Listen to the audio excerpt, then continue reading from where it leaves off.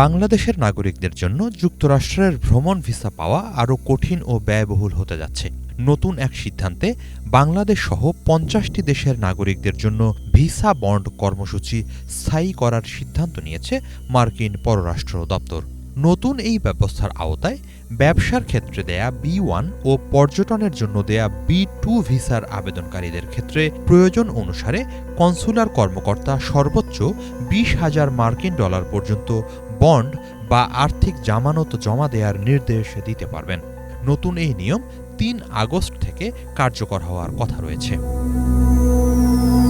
মার্কিন সরকারের প্রকাশিত চূড়ান্ত বিধি অনুযায়ী এই বন্ড সব আবেদনকারীর জন্য বাধ্যতামূলক নয়, তবে আবেদনকারীর ভ্রমণের উদ্দেশ্য, পূর্ববর্তী ভ্রমণ ইতিহাস, ভিসার শর্ত মানার সম্ভাবনা এবং অন্যান্য ঝুঁকি বিবেচনা করে সংশ্লিষ্ট কনসুলার কর্মকর্তা ১০,০০০, ১৫,০০০ অথবা ২০,০০০ ডলার পর্যন্ত বন্ড নির্ধারণ করতে পারবেন। সোয়ান সোফা কাম বেড, আরাম এখন দ্বিগুণ। সোয়ান গ্রুপের একটি পণ্য।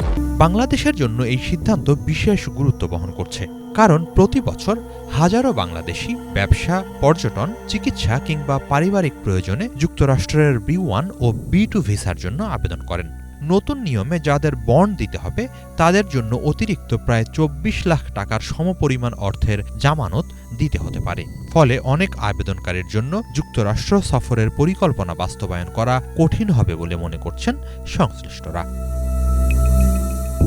মার্কিন পররাষ্ট্র দপ্তরের দাবি, ২০২৫ সালে পরীক্ষামূলকভাবে চালু করা ভিসা বন্ড কর্মসূচি ইতিবাচক ফল দিয়েছে। সেই অভিজ্ঞতার ভিত্তিতেই এটি স্থায়ী করা হচ্ছে। আগে পাইলট প্রকল্পে ৫,০০০, ১০,০০০ ও ১৫,০০০ ডলারের বন্ড নেওয়ার সুযোগ ছিল। নতুন নীতিতে ৫,০০০ ডলারের ধাপ বাতিল করে সর্বোচ্চ সীমা ২০,০০০ ডলারে উন্নীত করা হয়েছে। ট্রাম্প প্রশাসনের দাবি, জাতীয় নিরাপত্তা জোরদার, ভিসার অপব্যবহার কমানো এবং অবৈধ অভিবাসন নিয়ন্ত্রণে এই পদক্ষেপ প্রয়োজনীয়। অবৈধ অভিবাসন ঠেকাতে ধারাবাহিকভাবে কঠোর পদক্ষেপ নিচ্ছে এই প্রশাসন। এর অংশ হিসেবে বিভিন্ন ভিসার আবেদন ফিও বাড়ানো হয়েছে। একই সাথে আবেদনকারীদের সামাজিক যোগাযোগ মাধ্যমের কার্যক্রমও যাচাই করা হচ্ছে।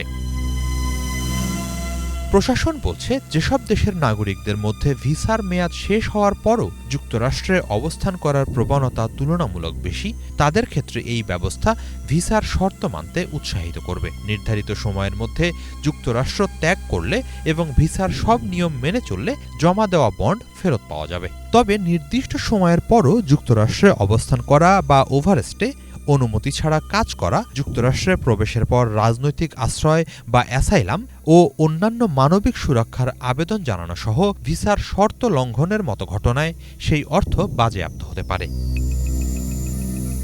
বাংলাদেশ ছাড়াও এই কর্মসূচির আওতায় রয়েছে আরও ৪৯টি দেশ, যার মধ্যে ৩০টিই আফ্রিকার। দক্ষিণ এশিয়ায় বাংলাদেশের পাশাপাশি নেপাল ও ভুটানও এই নতুন ভিসা বন্ডের আওতায় তালিকাভুক্ত হয়েছে। মার্কিন প্রশাসনের নতুন এই নীতি নিয়ে সমালোচনাও কম নয়। অভিবাসন বিশেষজ্ঞ ও মানবাধিকার কর্মীদের মতে, এত বড় অঙ্কের আর্থিক জামানতের শর্ত বৈধ ভ্রমণকারীদের জন্য বাড়তি চাপ সৃষ্টি করবে এবং এতে করে অনেক যোগ্য আবেদনকারী যুক্তরাষ্ট্র সফর থেকে নিরুৎসাহিত হতে পারেন। হিজল জুবায়ের, বাংলা ভিশন।